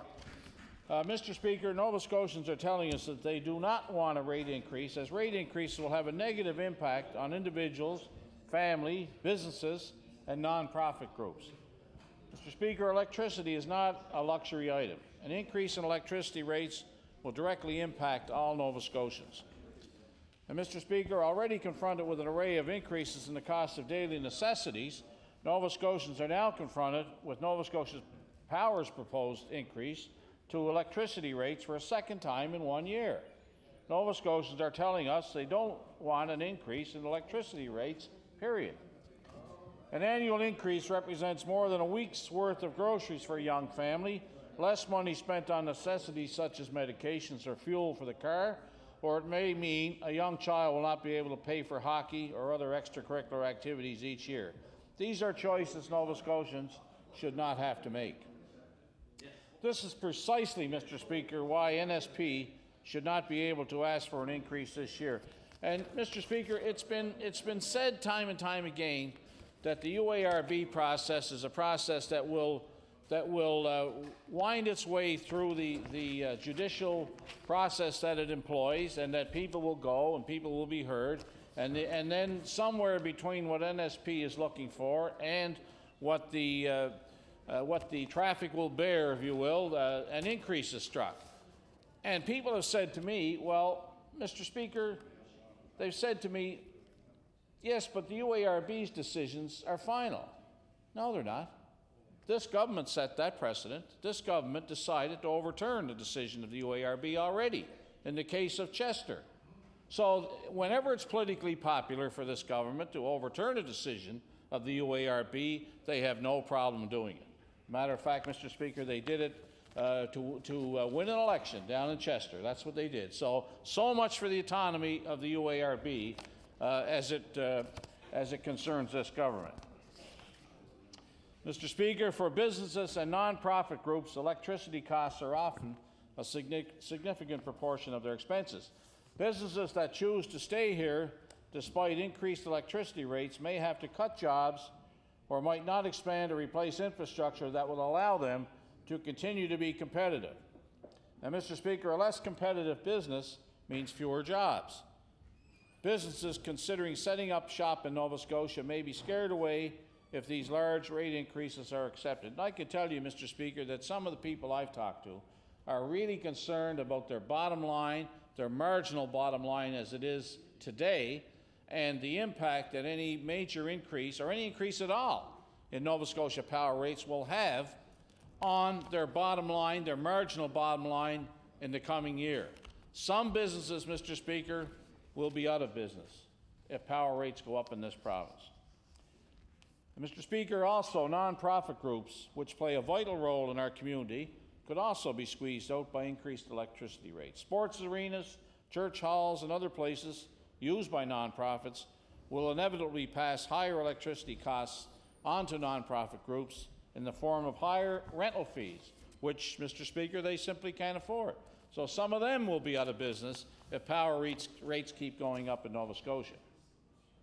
So, Mr. Speaker, any increase in rates will therefore impact all aspects of Nova Scotians' lives at home, at work, and in the community. And, Mr. Speaker, Nova Scotia Power argues that this rate application is about fuel costs. And while they have had a legal right to recover their costs from their customers, they simply do not have a case in applying twice in 1 year. Indeed, it's time shareholders of Nova Scotia Power maybe took a hit instead of consumers in this province, Mr. Speaker. That would be refreshing if the people that are the owners today of Nova Scotia Power, a monopoly, would say that enough is enough for the consumers of this province. We're going to do something for the consumers of Nova Scotia, and we're going to withdraw from any increase and perhaps look within the company to effect savings. Although the province is an intervener, Mr. Speaker, in the rate hearings, they appear not to recognize the role they play in Nova Scotia Power's application for an increase.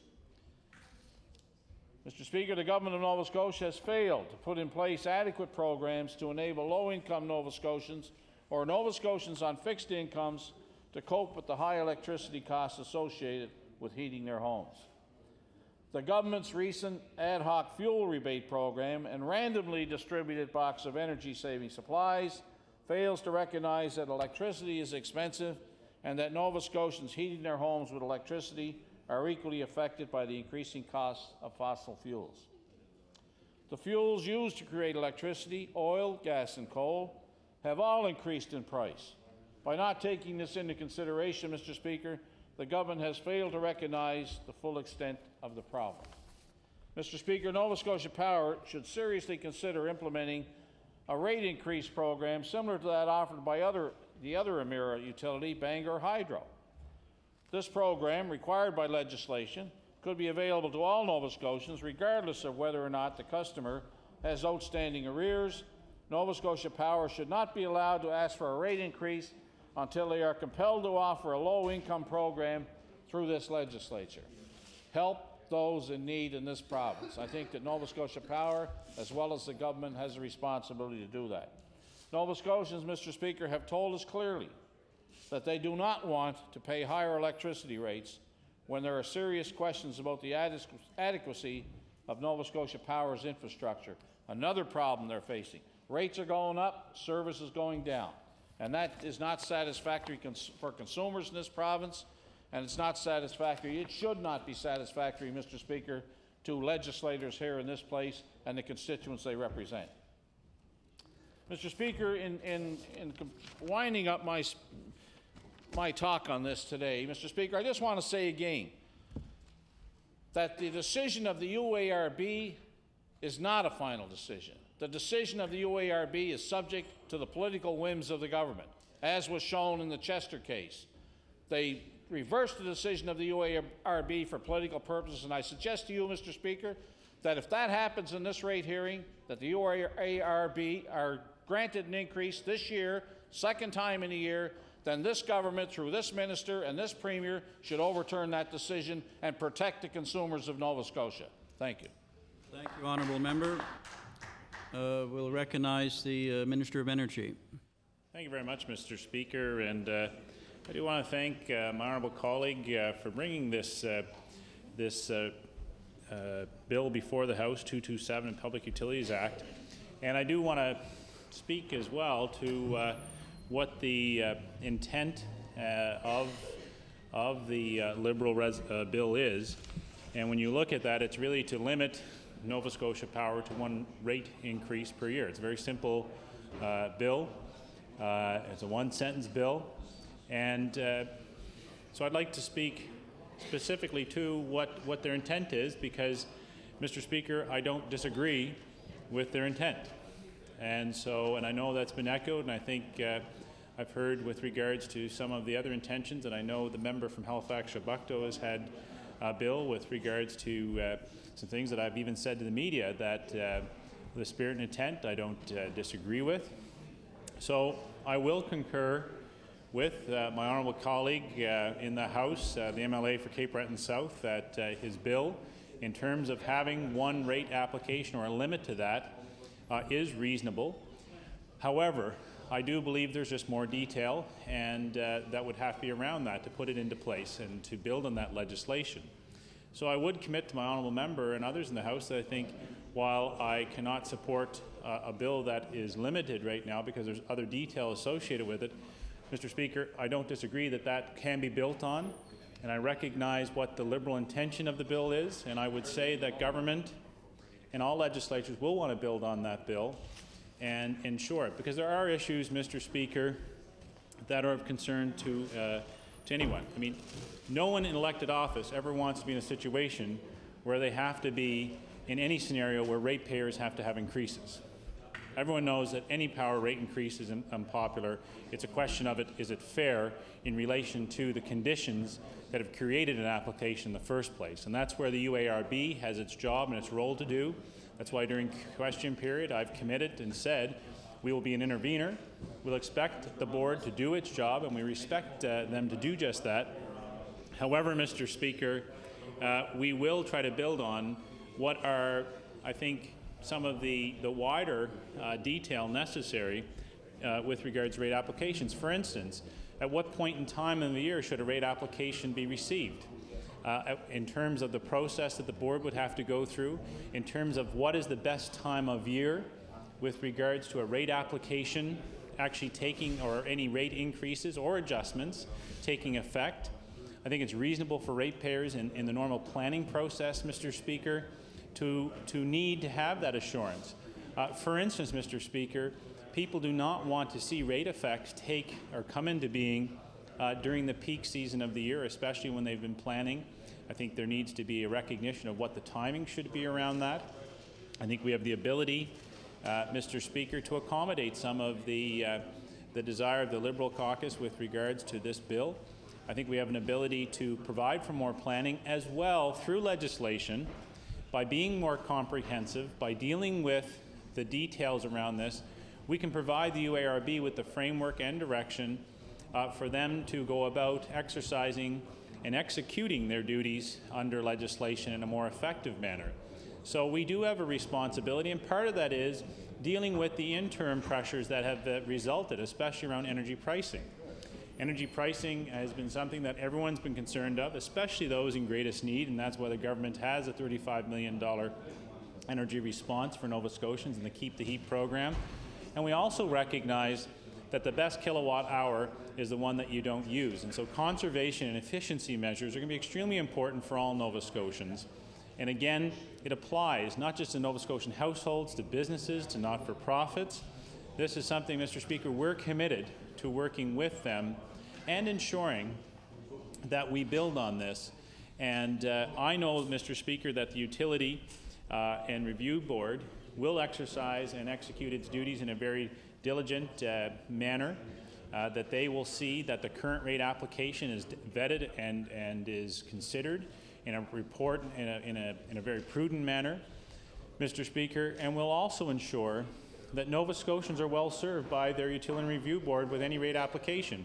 Again, to the intent of Bill 227, it is only reasonable that there only be consideration once a year, that there be some planning, that there be some cycles that allow people to build up a case, that people also understand at what point in time are the financial performance and records of the utility made public, so that the public can actually see the performance of the utility, to see what investments it has made.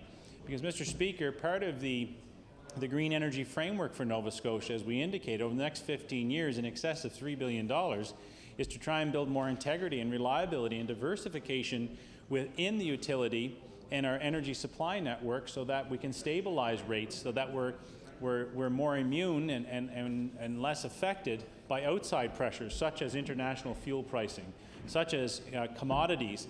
When we look at that's, for instance, just the fact that we have burned fossil fuel And we have to look at that. Even coal has had high shifts in the marketplace. It's not just oil, it's not just home heating fuels. Coal pricing has gone up dramatically. That has an effect. That's why this government has made a very concerted effort to look at the feasibility and indeed move on the development of the Donkin mine. So we have a domestic coal supply, again for stability. That's why this government is a leader in this country and will continue to lead on renewables with regards to wind energy. And our commitment to add hundreds of megawatts more of renewable energy in the grid, not just in wind, and that's very important, and it will be the largest input immediately, but it also speaks to providing energy sources to Nova Scotians that have a stable, amateurized financial model that is predictable, it is plannable, and it's not subject to the volatility of the international marketplace. And that's why part of our framework is to make sure, Mr. Speaker, that we have that reliability in a substantive manner so that in this province we will be generating through wind energy the equivalent of a power generation station right now that's burning fossil fuels. Not only reducing greenhouse gas emissions and other emissions, but also providing a stable energy source. And the second tier is to provide even more wind energy, but that's not just it. It's looking at the tidal opportunities, and we're partnering internationally around that. So as we go to an annualized a review process with regards to rate increases or adjustments, it's very important that we know on an annualized basis government has taken tangible moves and measures that Nova Scotians can be assured are going to provide longer-term stability to mitigate the need for rate increases and to make sure that any rate increase application is based on an investment that Nova Scotians can have some assurity and stability in their rate base. So I think government has taken very reasonable, reasoned measures, and we'll build on that. So I do want to thank the honourable member from Cape Breton South and all members for joining in this debate today. I think it's an important one. I think it's a matter that we need to pursue further and consider more fully. And the government's prepared to do that, although the bill in its current form is limited. And at that point, we cannot support it, but we support moving forward. I recognize the honourable member for Cape Breton Centre. Thank you, Mr. Speaker. Excuse me. Mr. Speaker, I'm proud to stand in my place today and speak on Bill 227 and listen to the sponsor of the bill, the member from Cape Breton South, and the last speaker, the Minister of Energy. And this is one of those rare confluences of time where there's a certain amount that comes together and we agree on. We agree on the intent of the bill, and that it by itself it's not offensive, and it's not a bill that's one that would hurt people. As a matter of fact, I see this bill in a form of and purpose as one that would help not only the residential consumers, but really the large industrial consumers too. The power, the pulp and paper plants and Michelin and the big manufacturers in this province, so that they, it's like everything else. You have to be able to budget out to whether it's your labor costs or whatever, and indeed your energy costs is a big portion of that. The idea, though, is whether we say a year or not. The problem is that if we made a bill and said 1 year, 2 years, 3 years, we're still going to have this power company coming looking, whatever the deadlines would be. As soon as that drop-dead date hit, you would see them come in and want an increase. And has been resoundingly accepted by consumers in this province was a proposal that nothing be considered for this this power company until they get their up to about 15% renewables and start doing real on their own green initiatives. Now, I'm sure that the flocks that work over at NSPI will say, oh, we've done all these great things. Well, Mr. Speaker, I just happen to have the distinct pleasure, tongue-in-cheek, of living 2 kilometers away from the largest pollution source in Nova Scotia, and that's the Lingan Generating Station.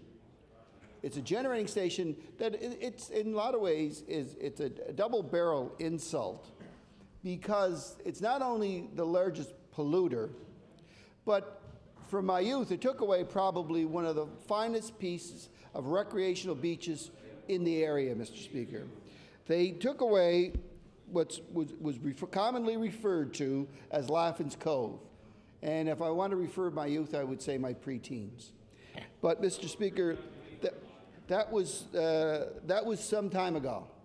And, you know, there weren't the rigors that an employer would have to go through, or a generating company have to go through to meet today's litmus test. Should something like a generating station be built there? Because you're looking at something that was in the mid to late 60s, early 70s, through all its phases of construction, and it was about jobs, and people really had to take the kind of hold your nose attitude. It was development versus jobs. But and back then, Nova Scotia Power was a Crown corporation. But what we have is a generator and a distributor of electricity in this province that doesn't want its increases to tie to anything. It wants sometimes the protection of what goes on in here when they'll buy a certain amount of wind energy from companies out there, and they'll buy it at a certain rate. But one wonders, what are their own wind energy from their subsidiaries, what are they paying for that energy, as opposed to what they're willing to pay other people that try to get in the marketplace that aren't members, aren't a subsidiary of Nova Scotia Power Inc. or Emera, Mr. Speaker. So one has to wonder, I think, when we're going to open a regulatory process on them, I hope these are some of the questions that Nova Scotia Power will have to answer. Is if they're paying themselves a bonus price for buying wind energy, and they're buying other energy, forcing them to sell below the real value of production, then there's a problem with that, Mr. Speaker. We have a problem when they go to URAB and sell wind energy in CBRM and tell wind producers, well, we want to buy from you under the market level again, because we have a glut of energy production in Cape Breton. But the reality is the glut is the dirtiest of fossil fuels that Nova Scotia, and indeed Cape Breton, isn't getting any real benefit from. We're being kind of bombarded with Venezuelan coal and Colombian coal and coke from down the southern United States. These are the types of exposures we have. So maybe when we're talking to, when URB is discussing increases, maybe we should look like their increase will be limited to, say, the average industrial wage. I know that's what we do for increases with people on WCB. We set their salary limits to half of the average industrial wage. And you can't get above that if for purposes of an existing pension. If you want to top up your pension with Canada Pension Plan, you're maxed out at half of the industrial wage of the province, which I believe, Mr. Speaker, is in rough terms around $30,000, $31,000. But the percentage, that's where they should be at, Mr. Speaker. So while by and large I agree with this, and one thing I must say too that befuddles me about this bill, and I must say that it's in his musings, the leader of the Liberal Party talked about a deregulated market. Okay, they talk about a deregulated market, Mr. Speaker, but we really don't know what that deregulated market would look like. But they also, at the other side, are saying, no, we want a one-year limit. So if they would bring some clarity to that, there is some merit in Bill 227, Mr. Speaker. But the problem being that the merit is quickly lost on the fact that we don't know where their party stands vis-a-vis should there be a regulatory body at all. So if those questions could be answered, maybe that's the way to go, with some caveats on what amount of money that they can come looking for, because I think that's as proper for people's planning, whether you're a big industrial user or a commercial user or just a household user, Mr. Speaker. So with those few comments, I'll take my place, and thank you very much. Thank you. Recognize the honourable member for Preston. Thank you, Mr. Speaker. It's with pleasure I stand up and speak about this bill. There is a lot of people in our communities all over the province that are trying to live on a fixed income, seniors and people on pensions and everything else you can imagine. And if the power bill goes up often, it means that maybe they don't have groceries that week, or maybe they can't take the medication they need, or whatever the case may be, but something suffers. You take a senior, I have many in my area, and I know all over Nova Scotia there's a lot of seniors that are on incomes between $8,000 and $12,000 a year and trying to stay in their own home, which is extremely important. And they simply can't do it if power rates keep going up. Taxes keep increasing, power rates go up, and everything else. So something suffers. So typically you would see someone come in that their taxes are behind, they're behind on their power bills, they're behind on their heating bills, they're behind on everything because everything is increasing. So it's difficult. And after you look at people in fixed income, then you look at small business. Every time an increase comes in power rates, for instance, or other costs, and there's been many over the years, that means it become a little bit less competitive. And as it become a little bit less competitive, it means they can't get the jobs or displaced work that is coming in from offshore. And you're seeing tools being sold now in some of the places that are less expensive now than they were 50 years ago. So there's people working a lot less for a lot less money and becoming more efficient than we are. So if you exaggerate that situation by increasing power rates for small business or medium-sized business or even large business, it makes a big difference. And it hurts all of us, because if businesses can't operate and can't operate efficiently, the first thing they do is lay off staff. When you lay off staff, that means less income in the community, and the whole community is affected negatively. It's a chain reaction, a continuous chain reaction. So you see this.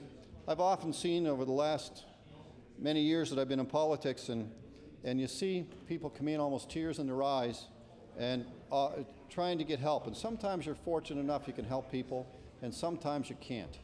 And when you can't, it's heartbreaking. You see someone that really is coming, they've got an honest problem, and nothing that they've done wrong. They don't have any problems with anything in their lives except they're just trying to survive. They look at the groceries they buy, and it's not enough to survive. And you talk about the food banks. The food banks are getting more and more stressed. There's several in my community, and I can tell you this year they're going to be hard-pressed to service all the needs of the people in the community. They're seeing increased rates of 30 to 40% this year in growth, and they just don't have the supplies to satisfy the need. And that's in part because of the increased power rates and increased energy rates that people have to pay. And it's just impossible. You talk about someone on a pension plan and gets a big increase of $1.50, and then the power bill goes up $40 or $50. It's not very long. It doesn't take very much math to figure out what's going to happen. And this is happening in Nova Scotia, all over Nova Scotia. Here in the city of Halifax, it's happening in Dartmouth, it's happening all over regional municipality, it's happening in Sydney, Cape Breton, it's happening in Yarmouth, every place you go. Because people are living longer, thank goodness, and it means that their fixed incomes just won't do what needs to be done. I think it's important that this bill move forward. I very seriously doubt if the government will call it, unfortunately, to help protect some of the people in the province. It gives people a cushion that they know what's going to happen and give them a chance to plan. If all of a sudden you take someone on a fixed income and you find that they can't put the oil in their tank because their power bill has gone up, that's a serious problem. So that means that they're cold that month. Maybe their pipes freeze. I've even had people come because they couldn't. It was a choice between eating or putting oil in the tank and the pipes freeze. Well, then their pipes freeze. They get a major repair job, money they don't have again. So it's just never ending. And if they're paying high power rates, they can't insulate and improve their homes or put new windows in or whatever the case may be to make sure that home is more and more efficient, so it costs them less and less with the increased rates. So it's a chicken and egg situation. You know, you can't do the things if you don't have the money. You don't have the money because you're being completely consumed by power rates and all the other day-to-day costs that you have just to live today. So anything we can do to help reduce the cost of people, or at least give them a cushion, they know when things are going to happen. It gives them more time to plan and put things ahead. You know, a GST check to a senior on a low income is a major amount of money. That's a major amount of money. Just think about that statement. That's pretty scary when you think about it. But then if a power rate comes along and eats the whole thing up, they've gained nothing. And they may not be able to do what they need to do in order to get themselves in a situation they can survive for the coming years. And it puts a lot of stress on them too. When they get stressed, they typically get ill, and then it stresses the system. They can't afford to buy the medication they need, and so it just chases itself, and it's very unfortunate. So I believe this is a very good bill. I would hope that one day that the government would see it wise to call a bill like this and make it a little bit more acceptable for seniors and people in fixed income. Thank you. Thank you. Time has expired for opposition members' business. The honourable member Keeperton South. Yes, thank you very much, Mr. Speaker. That completes the Liberal Party business for today. Now I will ask the Government House Leader then to appraise the House of what's happening tomorrow, and I believe you want to revert to something today. Government House Leader. I'd like concurrence of the House to revert the order of business presenting reports of committees. Agreed? Presenting reports of committees. Speaker, on behalf of the Chairman of the Law Amendments Committee, I am directed to report that the committee has met and considered the following bills. Bills number 237, an act to amend Chapter 6 of the Acts of 1994-1995, the Maintenance and Enforcement Act. Bill number 250, an act to further discourage the theft of gasoline and diesel oil. Bill number 257, an act to amend Chapter 25 of the Acts of 1996, the